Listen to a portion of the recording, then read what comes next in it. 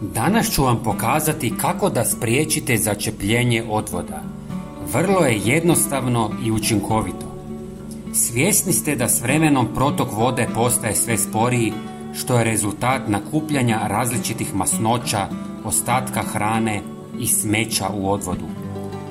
Nečistoće se s vremenom talože i začepljuju odvod. U konačnici, to može rezultirati usporenim protokom vode ili potpunim začepljenjem, što će zahtijevati angažiranje vodoinstalatera i financijske troškove. Zato obavezno pogledajte ovaj video do kraja da vidite točan postupak kako da spriječite zaštopavanje odvoda i ušparate velik novac.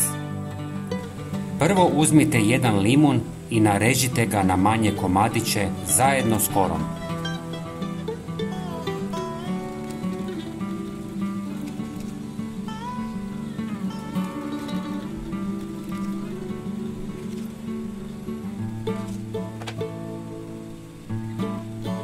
Zatim ga stavite u blender i dodajte pola litre vode.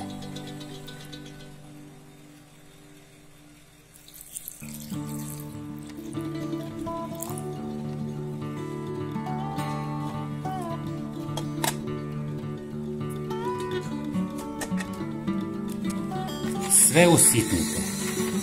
Limunska kiselina pomaže u razgradnji i otapanju masnoća, ostatka hrane i drugih nečistoća koje mogu uzrokovati začepljenje odvoda.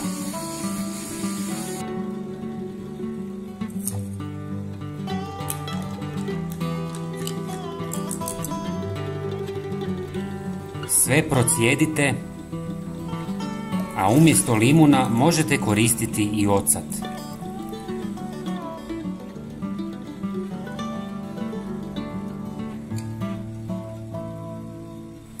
Dodajte 1 žlicu soli koja ima antibakterijski i dezinfekcijski učinak.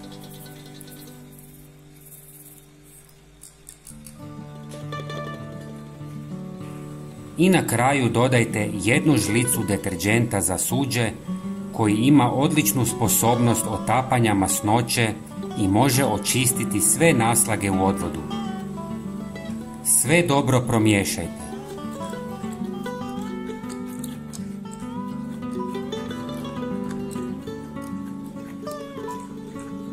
Napunite kalup za led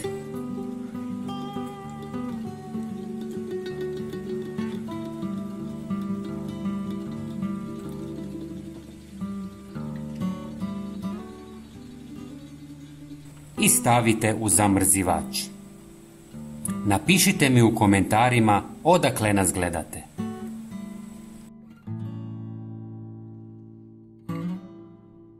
Nakon par sati, kada se tekućina zamrznula, možemo ju upotrijebiti. Ovo je odlična alternativa skupim kemikalijama.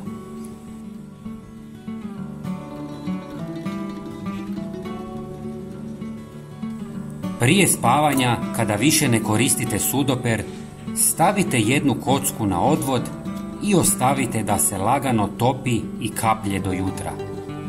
Na taj način će ovo sredstvo lagano topiti masne naslage i biti najučinkovitije. Ujutro pustite vrelu vodu da sve ispere. Ovo radite 2 puta tjedno i nećete nikada imati zaštopan odvod.